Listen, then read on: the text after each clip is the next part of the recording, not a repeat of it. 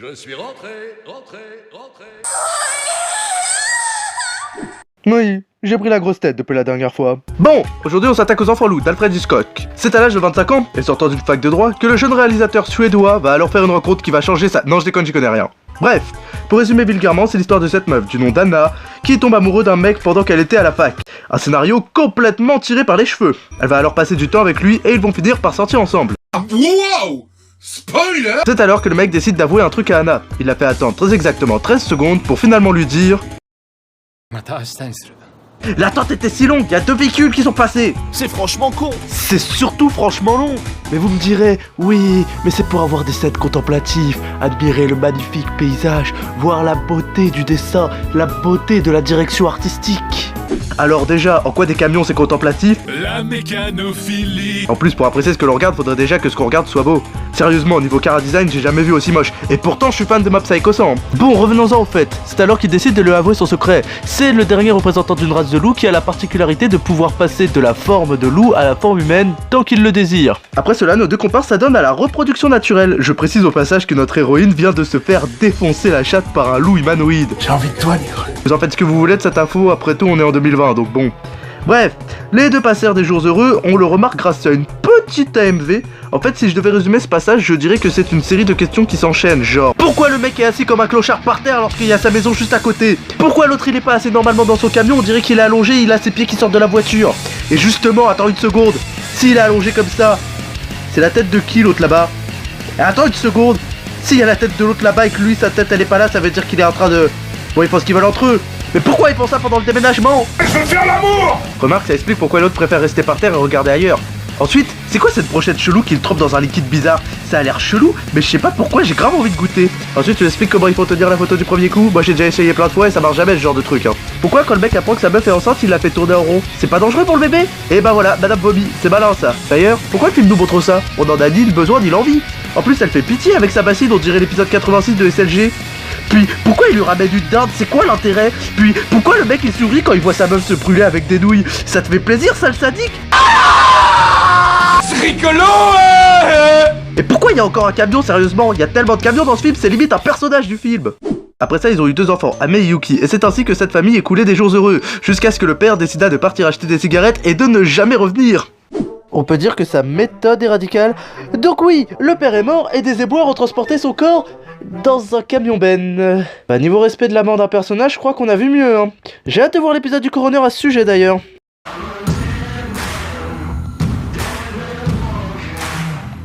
Bah il a raté sa mort, ce con.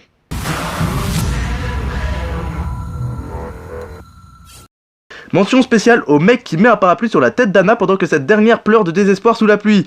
Mesdames et messieurs, l'homme de la situation. Non, parce que ce qu'on est en train de nous dire là, c'est que ce mec était en train de se promener tranquillement avec sa meuf, il a vu Anna en pleurs et il s'est dit Gustave, cette femme a manifestement besoin d'un parapluie. Il faut que je fasse cette bonne action.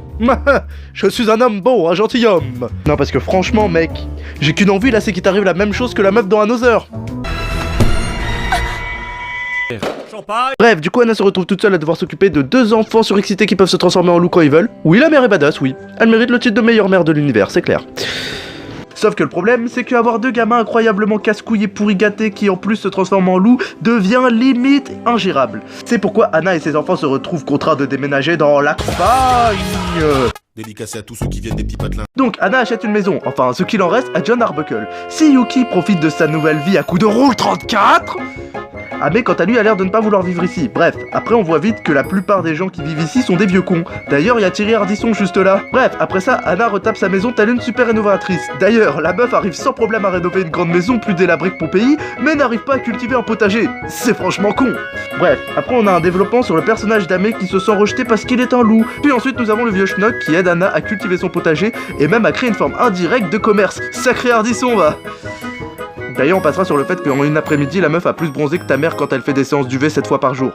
Bref, tout se passe pour le mieux jusqu'au jour où il neige, puisque forcément Anna et ses gosses vont jouer dans la neige. Et Ame meurt. C'était le dernier plan d'Ame, on peut l'applaudir pour cette magnifique performance parce qu'on le reverra plus du tout pendant ce film. Enfin du moins j'espère. Non, je déconne, il a failli mourir. Nuance. Non, en réalité, ce n'est pas le véritable élément perturbateur de l'histoire. Le vrai problème, c'est que Yuki veut aller à l'école. Ce qui est sacrément con de sa part. Mais bon, elle pouvait pas savoir. T'es sûr que tu veux prendre le bus? On peut y aller à pied. Ah, c'est mort, depuis mes premiers pas, j'ai plus jamais marché.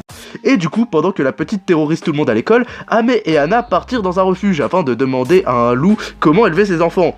Bon, on est d'accord, c'est complètement con, mais bon, elle est désespérée. Et vu les cas qu'elle se trimballe, moi aussi j'aurais tout fait pour les refourguer à n'importe qui. Bref, les années passent, Yuki semble vouloir continuer d'aller à l'école, mais pas Ame. Et en bonne mère responsable qu'est Anna, elle le laisse faire ce qu'il veut. Non mais je suis désolé, elle a beau être grave sympa, elle a pas d'autorité cette meuf. Je l'ai pas vue une seule fois hausser le ton. Bref, et pendant ce temps, du coup, t'as un mec chelou à l'école qui renifle Yuki. Donc forcément ça lui plaît pas, et les deux commencent à s'embrouiller. Mais du coup, Yuki fout une de ses patates au mec, mais genre bien sévère, hein. Ce qui a de l'autre conséquence, puisqu'ils doivent rembourser ce petit con. Puis après ça, le mec essaye quand même de se rapprocher de Ame, car il est convaincu qu'elle est innocente, et que c'est un loup qui a fait le coup. Du coup, lui et Yuki se réconcilient, et c'est cool. Et pendant ce temps, Ame présente son sensei à sa mère. D'ailleurs, le mec est tellement désespéré, son sensei c'est un renard.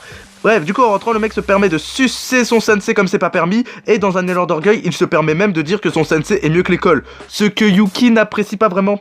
Après, est-ce qu'on peut lui donner tort? Je sais pas, parce que d'un côté, c'est vrai que l'éducation nationale ça vole pas bien haut, mais de l'autre, ton sensei est un renard, mec. Ah ouais, c'est mon style là du coup. Bref, comme les deux sont pas d'accord, ils se foutent royalement sur la gueule. Et c'est là qu'on peut remarquer que la mère est aussi utile que Sakura.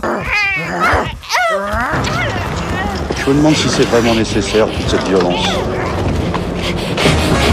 Non, ça va. Et pendant que Yuki pleure, Ame est devenu Sasuke.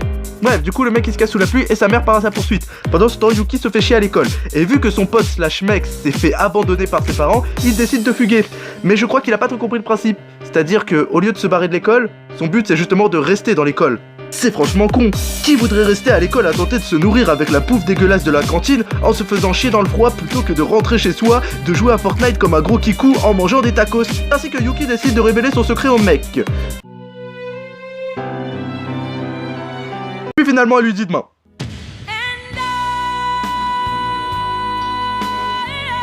Bah écoutez, fallait bien que je fasse la blague de la pause fin au moins une fois sur cette chaîne.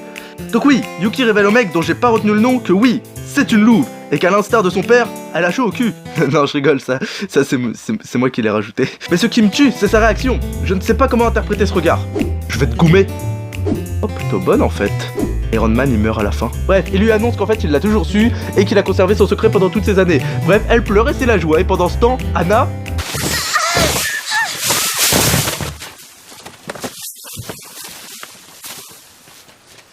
Ouais, bon, c'est moins joyeux en fait. Elle est dans un autre de chelou, parce qu'elle est pas assez morte pour ne plus être de ce monde, mais elle est pas assez vivante pour ne pas être dans l'au-delà. Bref, son père lui dit que voilà, son gosse c'est déjà un grand garçon, et qu'il faut le laisser vivre. Elle revient à la vie, sauvée par son fils, puis au final, vu que son sensei est mort, c'est lui qui prend l'héritage et devient le nouveau roi des animaux. Et pendant ce temps, Yuki va à l'école. Bref, la morale de cette histoire, c'est que Yuki s'est fait baiser. Et dans tous les sens du terme, si tu vois ce que je veux dire. Et sucez-moi la bite. Put your hands up! Put your hands up! Put your hands up! Put your hands up! 耳に入ってくる情報踊らされて思いのままに Grave nul, hein. Je le détestais. C'est comme mes abonnés d'ailleurs. C'est des gros enculés. Ça va qu'ils sont pas nombreux, hein, parce que putain, qu'est-ce qu'ils sont moches, hein. Comment ça, ça filme toujours?